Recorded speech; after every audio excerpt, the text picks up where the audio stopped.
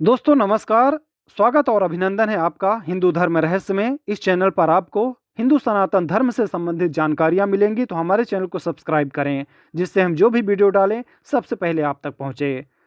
बात करेंगे कि महाभारत में जिंदा बच गया अश्वत्थामा किसका पुत्र था और किसका अवतार था। दोस्तों, अश्वत्थामा महाभारत काल अर्थात द्वापर युग में जन्मे थे। उनकी गिनती उस युग के श्रेष्ठ योद्धाओं में होती थी। वो गुरु द्रोणाचार्य के पुत्र व कुरुवंश के राजगुरु कृपाचार्य के भांजे थे। अश्वत्थामा महाभारत काल अर्थात द्वापर युग में जन्मे थे। उनकी गिनती विशेष योद्धाओं में होती थी। द्रोणाचार्य ने ही कौरवों और पांडवों को शस्त्र विद्या में पारंगत बनाया था। महाभारत के युद्ध के समय गुरु द्रोण ने हस्तिनापुर राज्य के प्रति निष्ठा होने के कारण कौरवों का साथ देना उचित समझा। अश्वत्थामा भी अपने पिता की भांति शास्त्र व शस्त्र विद्या में निपुण थे।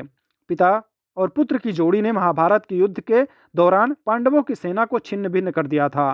पांडव सेना को हतोत्साहित देख श्री कृष्ण ने द्रोणाचार्य का वध करने के लिए युधिष्ठिर से कूटनीति का सहारा लेने को कहा। इस योजना के तहत युद्ध भूमि में यह बात फैला दी गई कि अश्वत्थामा मारा गया। जब द्रोणाचार्य ने धर्मराज युधिष्ठिर से अश्वत्थामा की मृत्यु की सत्यता जाननी चाहिए, तो युधिष्ठिर ने जवाब दिया कि अश्वत्थामा हतो नरो व कुंजरो, अर्थात अश्वत्थामा मारा गया, लेकिन मुझे पता नहीं है कि वह नर था या हाथी। यह सुन गुरुद्रोण पुत्र मोह में शस्त्र त्याग कर किंकरदप बेमोड़ युद्ध भूमि में बैठ गया और उसी अवसर का लाभ उठाकर पांचाल नरेश द्रुपद के पुत्र धृष्टद्युम्न ने उनका वध कर दिया। पिता की मृत्यु ने अश्वत्थामा को विचलित कर दिया। महाभारत युद्ध के पश्चात जब अश्वत्थामा ने पिता की मृत्यु का प्रतिशोध लेने के लिए पांडव पुत्रों का वध कर दिया तथा पांडव वंश के समूल नाश के लिए उत्तरा के गर्भ में पल रहे अभिमन्यु पुत्र परीक्षित को मारने के लिए ब्रह्मास्त्र चलाया, तब भगवान श्री कृष्ण ने परीक्षित की रक्षा कर दंड स्वरूप अश्वत्थामा के माथे पर लगी मणि निकालकर उन्हें तेजहीन कर दिया और युगों युगों तक भटकते रहने का शाप भी दिया। कहा जाता है कि असीरगढ़ के अलावा मध्य प्रदेश के ही जबलपुर शहर के गौरी घाट के किनारे भी अश्वत्थामा भटकते रहते हैं। स्थानीय निवासियों के अनुसार कभी कभी वो अपने मस्तक के घाव से बहते खून को रोकने के लिए हल्दी और तेल की मांग भी करते हैं। दोस्तों, अश्वत्थामा का जन्म भारद्वाज ऋषि के पुत्र द्रोण के यहाँ हुआ था। उनकी माता ऋषि शार्दूल की पुत्री कृपि थी। द्रोणाचार्य का गोत्र अंगिरा था। तपस्यारत द्रोण ने पितरों की आज्ञा से संतान प्राप्ति हेतु कृपि से विवाह किया। कृपि भी बड़ी ही धर्मज्ञ, सुशील और तपस्विनी नारी थी। दोनों ही संपन्न परिवार से थे। जन्म लेते ही अश्वत्थामा ने उच्चैःश्रवा यानी अश्व के समान घोर शब्द किया, जो सभी दिशाओं और व्योम में गूंज उठा। तब आकाशवाणी हुई कि इस विशिष्ट बालक का नाम अश्वत्थामा होगा। अश्वत्थामा के जन्म के बाद द्रोण की आर्थिक स्थिति गिरती गई। घर में कुछ भी खाने को नहीं बचा और गरीबी आ गई। इस विपन्नता को दूर करने के लिए द्रोण परशुराम जी से विद्या प्राप्त करने उनके आश्रम गए। द्रोण आश्रम से लौटे तो घर में गाय तक न थी।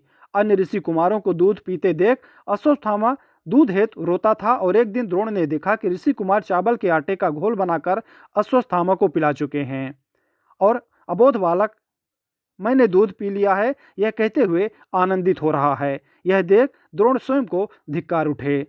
इससे यह सिद्ध होता है कि अश्वत्थामा ने अपना बचपन जैसे तैसे खा पीकर बिताया। उनके लिए घर में पीने को दूध तक नहीं होता था, लेकिन जब वो अपने मित्रों के बीच रहते थे तो झूठ ही कह देते थे कि मैंने तो दूध पी लिया। इसके साथ ही पिता ने जब बालक अश्वत्थामा की यह अवस्था देखी तो उन्होंने खुद को इसका दोषी माना और वो इसके लिए गाय की व्यवस्था हेतु तो स्थान स्थान पर घूमकर धर्मयुक्त दान के लिए भटकते रहे, लेकिन उन्हें कोई भी गाय दान में नहीं मिली। अंत में उन्होंने सोचा कि क्यों न अपने बचपन के मित्र राजा द्रुपद के पास जाया जाए। वो अपने पुत्र अश्वत्थामा के साथ राजा द्रुपद के दरबार में जा पहुंचे। राजा द्रुपद की राज्यसभा में पिता की अवमानना बालक अश्वत्थामा ने देखी थी और उनकी व्यवस्था और क्रूर विडंबना की शस्त्र शास्त्र के ज्ञाता भी सत्तासीन मदमत्त व्यक्ति द्वारा अपमानित होते हैं। अश्वत्थामा के बाल मन पर उस वक्त क्या गुजरी होगी जब उनके पिता को वहां से धक्के मारकर बाहर निकाल दिया गया। अश्वत्थामा को लेकर द्रोण पांचाल राज्य से कुरु राज्य में हस्तिनापुर आए और वहां वो कुरु कुमारों को धनुष बाण की शिक्षा देने लगे। वहां पर वो कृप शास्त्र की शिक्षा देते थे। अश्वत्थामा भी पिता के इस कार्य में मदद करने लगे। वो भी गुरुओं को बाण विद्या सिखाते थे। बाद में द्रोण पांडवों और कौरवों के आचार्य बन गए। उन्होंने दुर्योधन सहित अर्जुन आदि को शिक्षा दी। आचार्य के प्रति उदारता दिखाते हुए पांडवों ने गुरदक्षिणा में उनको द्रुपद का राज्य छीनकर दे दिया। बाद में द्रोण ने आधा राज्य द्रुपद को लौटा दिया और आधे को उन्होंने अश्वत्थामा को दे दिया था। उत्तर पांचाल का आधा राज्य लेकर अश्वत्थामा वहां के राजा बन गए और उन्होंने अपने राज्य की राजधानी अहिच्छत्र को बनाया। जब द्रोण भारत भर के सबसे श्रेष्ठ आचार्य थे, कुरु राज्य में उन्हें भीष्म, धृतराष्ट्र, विदुर आदि से पूर्ण सम्मान प्राप्त था। अतः अभावों के दिन विदा हो गए थे।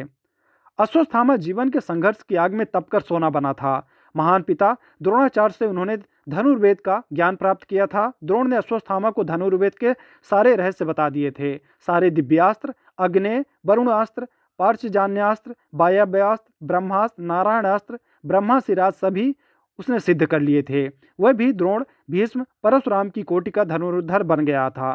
कृप, अर्जुन व कर्ण भी उससे अधिक श्रेष्ठ नहीं थे। नारायणास्त्र एक ऐसा ही अस्त्र था जिसका ज्ञान द्रोण के अलावा महाभारत के अन्य किसी योद्धा को नहीं था। यह बहुत ही भयंकर अस्त्र था।